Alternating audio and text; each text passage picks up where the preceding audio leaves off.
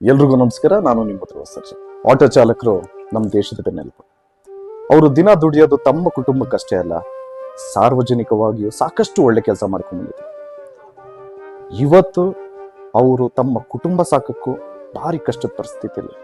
ಯಾಕೆಂದ್ರೆ ಎಲ್ಲೂ LPG gas ಸಿಗ್ತಾ ಇಲ್ಲ, ಎಲ್ಲ ಕಡೆ ಆಟೋಗಳು ನಿಂತೋಗಿದೆ. ಇನ್ ಕೇಸ್ ಗ್ಯಾಸ್ ಸಿಕ್ಕಿದ್ರು 1-2 ರೇಟ್. ಇನ್ಯಾವಾಗ ಅವರು ಗ್ಯಾಸ್ ಹಾಕಿಸಿ ಬಾಡಿಗೆ ಹೊಡೆದು ಹೆಂಡತಿ ಮಕ್ಕಳನ್ನ ಸಾಕ್ತಾರೆ. ನನ್ನ ಮನವಿ ಕೇಂದ್ರ ಸರ್ಕಾರಕ್ಕೆ ಹಾಗೂ ರಾಜ್ಯ ಸರ್ಕಾರಕ್ಕೆ, ನಾವು ಆ ಪಕ್ಷ ಈ ಪಕ್ಷ ಅಂತ ಮಾತಾಡೋದು ಬೇಡ. ನೀವೆಲ್ಲ ಹಿರಿಯರಿದ್ದೀರಿ, ತಿಳಿದವರಿದ್ದೀರಿ, ಇದನ್ನ ಆದಷ್ಟು ಬೇಗ ಬಗೆಹರಿಸಿ ಅಂತ ರಿಕ್ವೆಸ್ಟ್ ಮಾಡ್ತಾ ನಾನು ಮಾತು ಮುಗಿಸ್ತಾ ಇದ್ದೀನಿ. Thank you so much. Jai Shriram.